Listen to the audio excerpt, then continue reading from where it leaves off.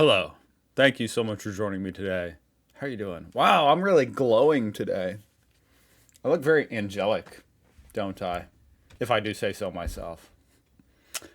Anyway, apparently, the president of Finland gave one of the most powerful UN speeches ever, at least according to DRM News, and it's getting quite a lot of views. This would be in stark contrast to the Trump speech that he delivered at the UN. It wasn't particularly inspiring, in my opinion. But I don't know anything about the politics of Mr. Stubb, Alexander Stubb. But I think a politician on it from any party is capable of giving a good speech, you know? So I can appreciate a good speech. So I'm just curious to react to it. And it is 20 minutes long, and I plan on reacting to the entire thing. Let's do it.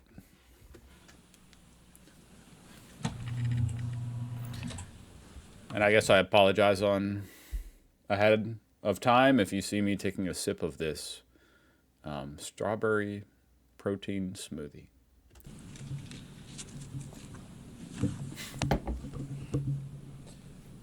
I might not do that again. Mr. President, Excellencies, ladies and gentlemen, in its simplest form, foreign policy is really about three things. He looks so young. I mean, that's, obviously everything's relative, so I'm thinking about recent American presidents. Compared to them, he is so young. About values, interests, and power. I come from a relatively small country, Finland, and our toolkit is mainly about two of those three things. It's about values and interests. Power, hard or soft, is usually the luxury of bigger players. The power of smaller country arises from its capacity to cooperate with others. Smart diplomacy gives smaller player at least relative influence. The UN is, of course, case in point. Big players have power through their permanent membership in the UN Security Council. But we, the smaller players, can influence the ebb and flow of international relations by being active in the corridors of diplomacy. Now, most of the speeches that we've heard here... I'm already a little bit, envious of the fact that he is linguistically talented. And this is his second language. So, remarkable. He speaks better in English than most of our most recent American politicians and presidents. Today have highlighted the fact that the world order, balance, and dynamics are changing, much like they did after World War II when the UN was founded. I actually think that the post-Cold War order is over, but we don't know what the new order is going to look like. It will take at least 5 to 10 years for things to settle. And my message to this assembly today is that regardless of the size, each and every member state of the United Nations has agency, a say in how the new world order will look like. It is important that we all use this power wisely and responsibly. Now, I fully appreciate that our interests differ, depending on our geographical location, history, state of development, or culture. But fundamental values are something we should all share. We have commonly defined some of the most essential of them in the UN Charter. Today, I want to do two things. First, analyze. I want to react to the UN Charter now that he mentions it. I'm just writing that down real quick. Where we are. And second, give my proposals on what we might want to do together. To understand what's currently happening in the world, I'd like to raise three different but yet related developments. Okay. First, it seems to me that there's a growing tension between multilateralism, in other words, an order based on the rule of law, and those that speak the language of multipolarity or transactionalism. So difference between multilateralism and multipolarity. Now, I can understand the temptation and the rationale of the proponents of multipolarity and transactionalism. But can they solve the world's biggest challenges, such as climate change or sustainable development? Today, I see many states, both Donald Trump said climate change is a hoax. So there we go.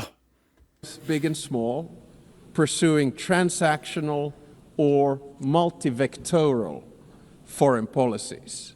In essence, their aim is to diversify their relations with multiple actors rather than aligning with any one particular bloc. Now, this can be opportunistic, but it may also be justified and reasonable. This depends on political choices. A transactional or multivectoral foreign policy is dominated by interests. Interests drive practical choices of states, and this is entirely legitimate. This kind of foreign policy is based on a realistic understanding of power. Power defines the limits of what is possible for each state. However, values should actually underpin everything we do. Even transactional or multivectoral foreign policy should rest on a score of fundamental values. Without them, foreign policy will ultimately run into a wall. If you set aside values for unhindered pursuit of power and interests, you will eventually find before you the very same problems you wanted to overlook. You know, I'm finding this actually quite intriguing. I'm enjoying his speech so far. Excuse me.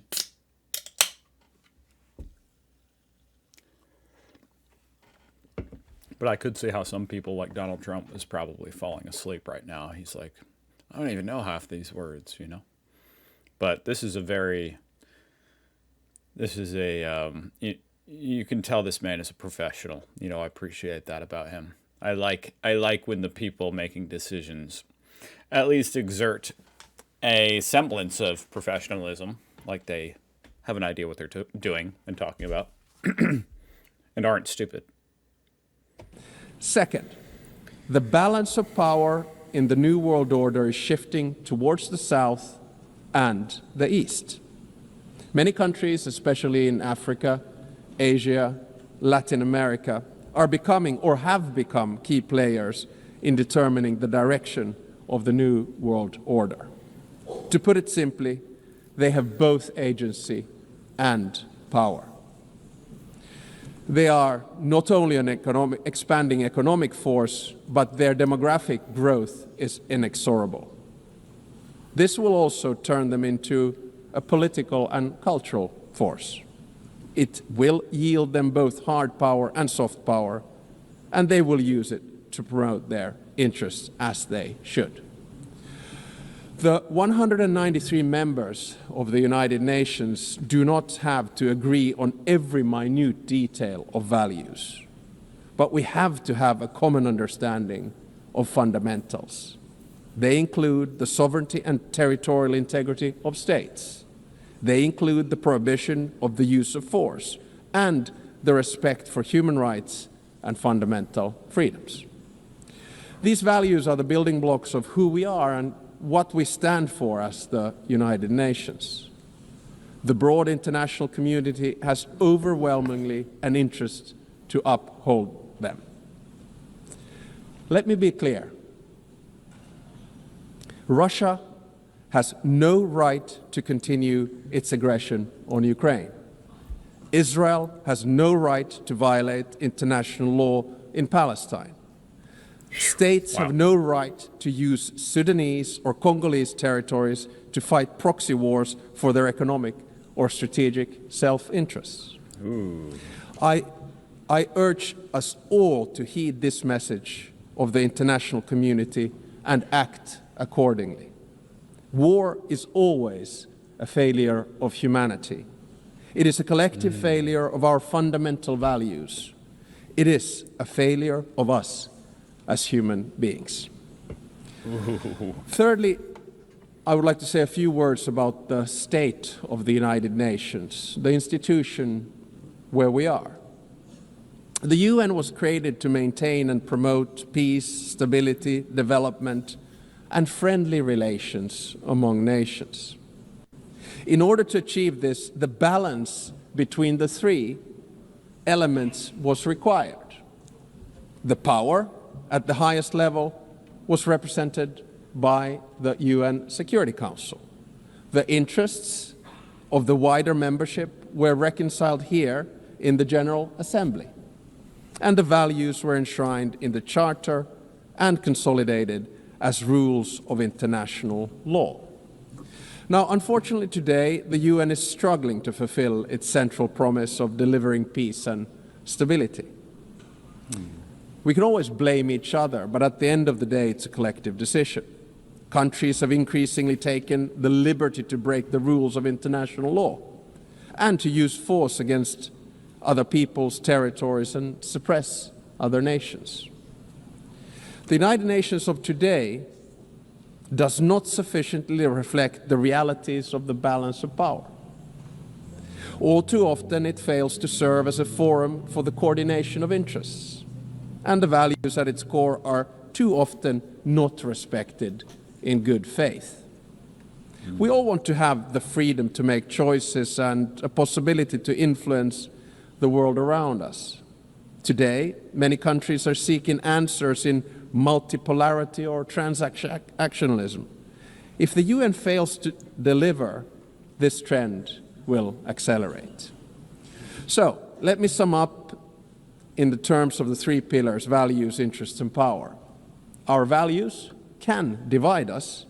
Fundamentally, however, they should unite us around the basic principles of humanity, the rule of law, and the prohibition of aggression. Our interests differ, and it's only right that we promote them. However, our choices have consequences. I like how he split up these things into the three pillars. I think this is very interesting, pretty insightful. And I know I've said it enough, but it's just sorely lacking out of Donald Trump. You know what I mean? Nothing he says is insightful.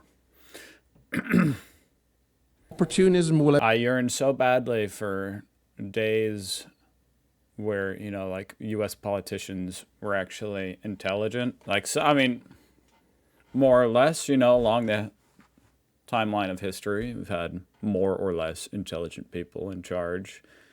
But you go back and you read like the Federalist Papers or, listen to old speeches. It's reminiscent of this. People actually talking seriously with nuance about the conditions of the world and our disposition in it. Eventually be forced to confront the problems it tried to ignore. Power will constantly seek a new balance. We must adapt to change. Nevertheless, we should not allow the rise of hard power to blind us. The power of legitimacy, integrity, and rules will remain strong.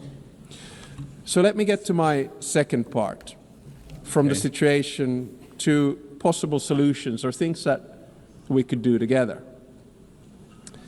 Never before in history has humankind had such means of innovations at its disposal to solve the world's most pressing problems.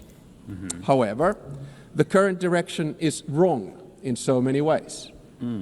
There are more wars than at any time since World War II. Okay, interesting fact. There's more wars right now than at any time since World War II. But the scale of those wars are not, other than Ukraine and then like Israel. Well, okay. It's a pretty bad moment, huh, isn't it, on planet Earth? Bad moment in time. in history. The world is becoming increasingly divided. And so are our societies, and the measures to deal with climate change and sustainable development are lagging behind. In different parts of the world, we're witnessing immense civilian suffering and blatant disrespect for humanitarian principles. For me as a Finn, Russia's war of aggression in Ukraine not only reminds me of our past, but is directly linked to the security of the part of the world where I live. On the other hand, there is aggression and total disregard for civilian life, and an attempt to undermine the fundamental principles on which the international order is based. On the other hand, there's a bastion of freedom that is defending its right to exist and to make its own choices. The battle for what consequences we will draw from this aggression is not yet over. Recently, It's scary when he puts it like that, you know. The outcome will be telling. been serious attempts at diplomatic solutions of the war on the initiative of the United States. Hold up, what did he just say? United States mentioned. Over. Recently, I was adjusting my seat. there's been serious attempts at diplomatic solutions of the war on the initiative of the United States. Okay, a little bit of a bone thrown to the United States. All right. There are no perfect solutions to wars. At the same time, Saying that we've attempted to charter some sort of diplomatic solution. Okay. we know that any decision made in these matters will have far-reaching consequences in Ukraine and beyond. There can hardly be a stronger unifying interest among the UN's broad membership than our opposition to the wars of conquest. Aggression must not be rewarded. Accountability for the most serious international crimes must be pursued. And that makes negotiating difficult, right? How can you not reward? It's hard to end the war without a negotiation, and in a negotiation, how do you negotiate anything without conceding something? If a concession is a reward, you know? And then Putin gets to go and say, look, I did it. It was worth it. Look what we got. In the Middle East, civilians in Gaza are experiencing immense suffering. The deepening humanitarian crisis has reached unbearable levels and represents a failure of the international system. At the same time, Hamas continues to hold the hostages it has taken, and many have already lost their lives. An immediate ceasefire is needed in Gaza. That has been reiterated from this podium many times today and yesterday. Humanitarian aid must be granted. I feel like that war in particular exemplifies kind of the limitations of something like the UN, at least right now. You know, it's like the countries at war in that conflict feel very strongly on each side about what needs to be done, in their opinion. And so it's easy for people to, you know, the rest of the world to look in and say, you need to stop, you need to do a ceasefire. But what good is that? You know, it's not going to do anything. Maybe, I mean, I don't know, maybe it will help, I don't know. Times today and yesterday. Humanitarian podium many times today and yesterday. Humanitarian aid must be granted safe and unhindered access. The hostages must be released. It seems like humanitarian aid might be one of the best things that can be provided by the UN, right? I commend the efforts led by France and Saudi Arabia to advance the two-state solution. The negotiations must meet the Israeli and Palestinian security needs and Palestinian right to self-determination, its legitimate aspiration for statehood and sovereignty. The occupation that began in 1967 must end, and all permanent status issues must be resolved. Correspondingly, the countries that have not recognized Israel must do so. At the same time, I assumed he was going to say the countries that have not recognized Palestine, which obviously there's been a number of countries, Canada, Australia, UK, I think, that all just recognized it the other day. But no, he's saying Israel. Okay. not recognized Israel, must do so. At the same time, the international community must support and strengthen the Palestinian Authority for it to govern the entire Palestinian territory effectively. This is the only viable option for achieving a two-state solution. A stable Palestine will also significantly benefit the security of Israel. In many parts of the world, conflicts are raging, causing immense suffering locally, instability regionally, and reverberations globally. We've witnessed particularly brutal violence in Sudan, in the Democratic Republic of Congo, in Haiti, Myanmar, and Mali, among others. Civilian populations continue to face famine and displacement at a large scale. And sometimes I feel that we end up looking at conflicts only that are near to us. But I think the job of the UN is to look at all of them with equal determination. I praise Trump often says, you know, the war in Ukraine, yeah, I want it to be over, but it's a lot bigger deal for Europe than us. You know, we've got this big, beautiful sea between us. You know, I don't know if this was in reference to that at all, but it did remind me of that. to look at all of them with equal determination. I praise all those who, in good faith, continue to work for peace despite the daunting task. In June, a peace agreement was reached for the conflict in the Eastern Democratic Republic of Congo. The true test, like with all peace agreements, lies in its implementation. Does it stick? There's a humanitarian crisis of alarming proportions. Yeah, I mean, that's what, I mean, Trump always just keeps talking about the 7 wars he stopped, and it's like, okay, will that stick? Will those peace agreements stick is vital information, right? Hopefully. Portions that compels us, all of us, to respond. Peace processes should not be transactional. They must be guided by international law. All countries and stakeholders in the region must be engaged and committed to achieve sustainable peace. The presence and involvement of the UN is essential. I would also like to stress the crucial work carried out by journalists amid conflicts and in other difficult circumstances. Attacks on members of the media are unacceptable. Media freedom is the basis for democracy. It is a prerequisite for an open society. The ability of the press to carry out its work is important for all of us. True. Ladies and gentlemen, True. the composition of the UN still largely reflects the world of 1945. As the world has changed drastically, so should the decision-making at the UN.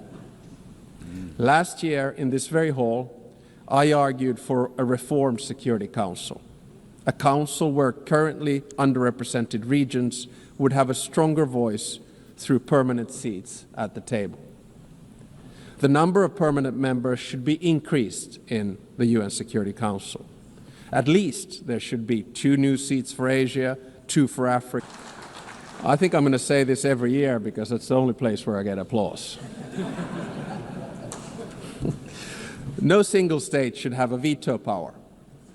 And if a member of the Security Council violates the UN Charter, its voting rights should be suspended. I believe that these changes... There you go, Stubb. I believe that these Mr. changes at the Stubb. top of the UN are necessary in order to maintain the UN's central role in international relations. At the same time, a more comprehensive reform of the UN is needed. I commend the Secretary General for his UN 80 initiative, and I encourage him to take bold and ambitious action. So Finland strongly supports the UN and wants it to succeed. Therefore, we stress the need for true reform to enhance the organization's credibility, relevance, and efficiency. This will ensure that the UN can act. The UN needs to focus its efforts on its most important goals: ending and preventing wars, protecting human rights, and acting as a catalyst for sustainable development. And also, we need to get the UN back into peace mediation. I would argue that one of the reasons that we have so many wars right now is that the UN is absent from peace mediation. No other organization can offer the legitimacy comparable to that of the UN. If the UN is absent, conflicts are not resolved without it, which is not in our common interests. The UN is needed as a mediator, and the member states should support it at this endeavor. Finally, Finland is strongly engaged in the work of the UN and will remain so. Therefore, we're also standing for election to the Security Council for the term of 2029 to 2030. Should we be elected, Finland pledges to be a principled and pragmatic partner for peace. We are principled in our commitment to international law, with the Charter at its core. We are pragmatic in seeking solutions that... This guy does, I think pragmatic, that word had already come to mind just for this man right here. He gives off a very nice vibe and aura of pragmaticism, professionalism, well-articulated, compassionate, without being, too emotionally, manipulative in any way, but compassionately discussing, the issues that the UN can help solve. Truly advance international peace. It's really nice to see. Peace and security, recognizing that progress is often incremental. At the outset of my speech, I said that each and every one of us has agency, a say how the new world order will look like. We want to be able to make our own choices and have an impact on the world around us. Mm-hmm. Nelson Mandela saw truth and reconciliation as the only hope for nations that are bitterly divided. The same applies to relations between states. We should learn from history, but always look to the future, bearing in mind that our decisions will shape it. Thank you very much.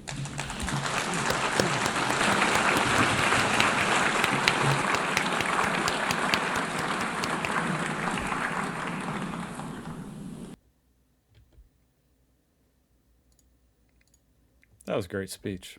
He's definitely one of those politicians. I feel like, honestly, a lot of Americans felt this way about Obama, where even if you were on the right, you didn't agree with a lot of policies from Obama, you still felt like you were being represented well on the world stage. It's hard not to like him. You had to really fall for a lot of propaganda to hate Obama. Kudos to the Finns for choosing an excellent leader who speaks with clarity and wisdom. See, there you go. That's what I mean. This is what you get when you elect intelligent leaders to lead a country. I believe this man is doing well in Finland. Well done, Mr. President. Yes, you can tell he has integrity, right? You can tell that. It's easy to tell.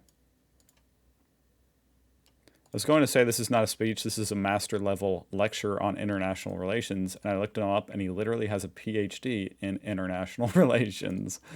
Bravo, Finland. That's probably the kind of guy you should be electing as president. Indeed, indeed.